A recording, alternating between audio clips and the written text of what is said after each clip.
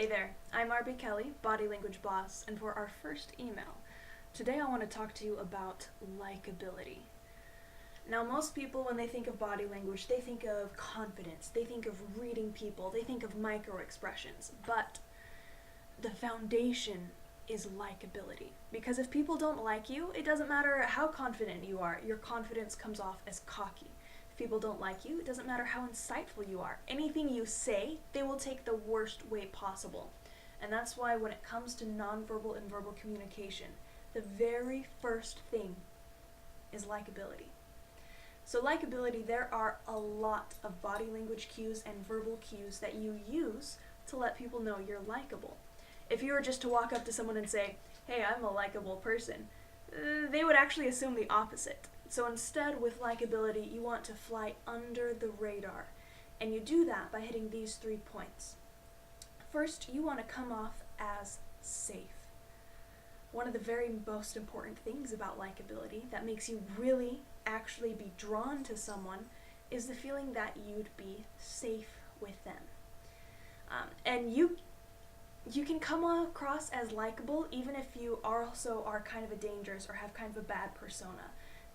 And this is why women are often drawn to men who seem dangerous, because they do feel safe with them. They feel like, oh yeah, he might be a danger and prickly to others, but he's safe for me. So safety is one of the very first things you look for when you're meeting someone. So if you meet someone and they come across as dangerous, they come across as a threat, they're not going to come across as likable. Because one of the very most important parts of likability is the feeling that you are safe with them. So before we get into the body language, before we dive in, just as you're thinking throughout the rest of the day today, think about what you can do with your words and with your body language to make people feel more safe with you.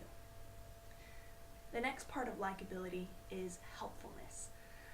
We don't really like someone unless we think they're good for us.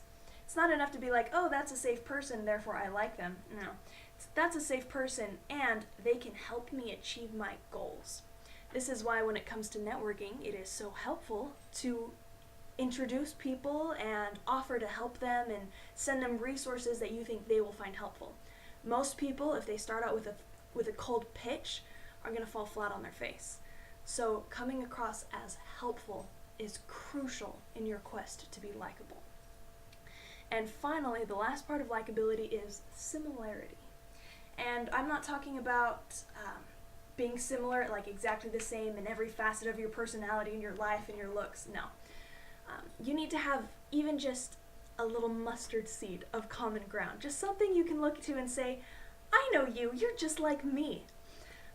For me, some of the things that make other people seem similar is when I see a woman with awesome makeup, or a woman with short hair, or a really tall person, or someone who comes across as confident and blunt, or someone who mentions they're interested in body language, or someone who mentions that they really like animals. Any of those things make me say, oh, I know you, you're just like me. So as you're trying to come across as likable, look for those threads of similarity that tie you together. And by coming across as safe, helpful, and similar, you've got the foundations of likability. And what I do from here on out with my clients is I help them flesh out their exact verbal and nonverbal strategies so that they know what likable people look like, what likable people sound like, and what likable people say. But this foundation should help you get started right away. Tomorrow you'll get another email talking about the next part of your crucial nonverbal communication skills. See you then.